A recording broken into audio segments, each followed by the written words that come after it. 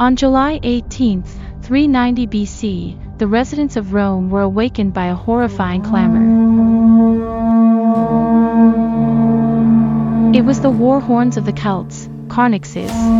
The bells of their horns were shaped like the heads of animals, eerily towering above the army. What happened next was a true nightmare. The Greek historian Diodorus Siculus described the outcome of such an encounter. When their enemies fall, they cut off their heads and fasten them about the necks of their horses, and turning over to their attendants the arms of their opponents, all covered with blood, they carried them off as booty, singing a tribute over them and striking up a song of victory, and these first fruits of battle they fastened by nails upon their houses, just as men do, in certain kinds of hunting, with the heads of wild beasts they have mastered. The heads of their most distinguished enemies they embalm in cedar oil and carefully preserve in a chest, and these they exhibit to strangers, gravely maintaining that in exchange for this head some one of their ancestors, or their father, or the man himself, refused the offer of a great sum of money. All these horrors the Celts committed were due to two things. Firstly, they believed in the transmigration of souls. Secondly, they believed that the soul resides in the head. Therefore, there was only one surefire way to ensure that an enemy wouldn't come back to life and seek revenge. This is no myth. Similar Celtic collections of heads have indeed been found in the territory of France. And they didn't stop at heads. Sacrifices were made to the god Zeus by hanging them on a tree. For the god Tyrannes, he burns them in wicker baskets. And in order to please Titatus, Celts had to drown them in a barrel of water. But today we are interested in a less bloodthirsty custom. Specifically, how and when the Celts celebrated the New Year.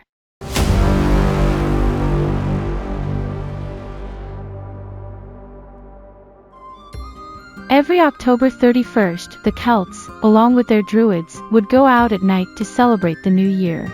As you might have already guessed from the history of the heads, the Celts were so hardcore that even their New Year was creepy. They believed that on this day, all the dead could return home, along with other supernatural beings. So, they built giant bonfires to ward them off. The celebration was extensive, lasting for 3 days and 3 nights, and it was overseen by the Druids, the Celtic priests. Druids were either exceptionally intelligent or paranoid. They passed on all their knowledge orally, leaving no written records. So, it's challenging to say how rare human sacrifices were. There's no evidence to confirm it. Therefore, it's even challenging to determine which Celtic god was responsible for what. For example, we know about the horned god Cernunnos, but it's unclear in which cases people turned to him. There are no records of this. You might be thinking about the famous Celtic tree alphabet, where each letter represented a tree. First, not all letters represented trees, only 8 of them. Birch, alder, willow, oak, ash, yew, pine, and fern. Second, this script was used for writing proper names. This was evident from the very name of the alphabet, Ogham. It derives from a word that literally means point seam, or more precisely made by the point of a sharp weapon. However, the rituals and practices are nowhere described or recorded. You can't write much with notches from a sword blade.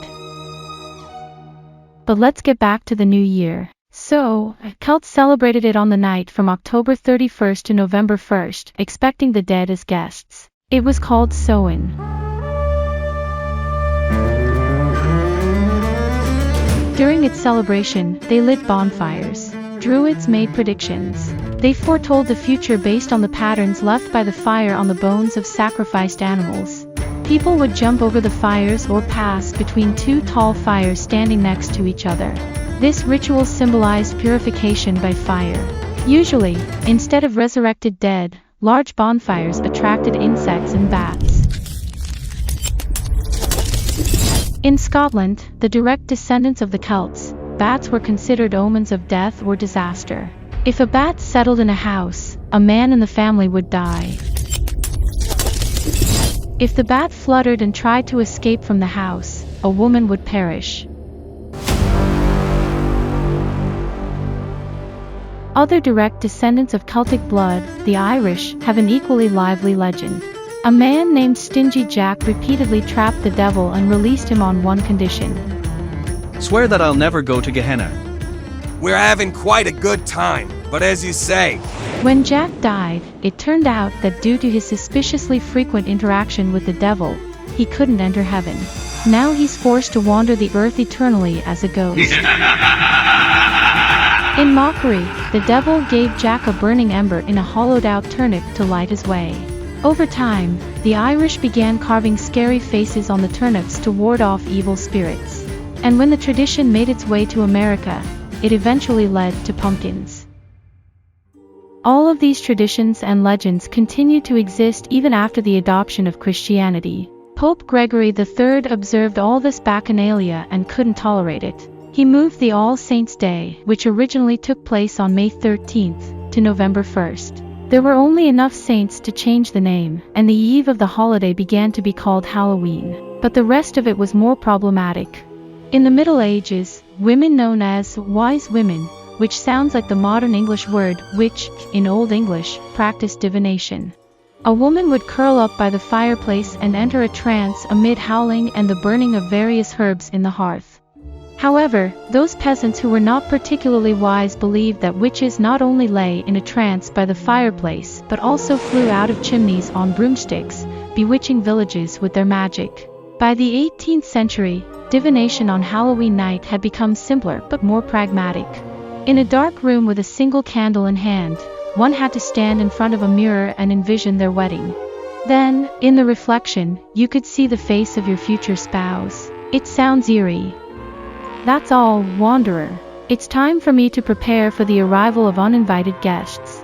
Who knows what might come knocking on the door on Halloween?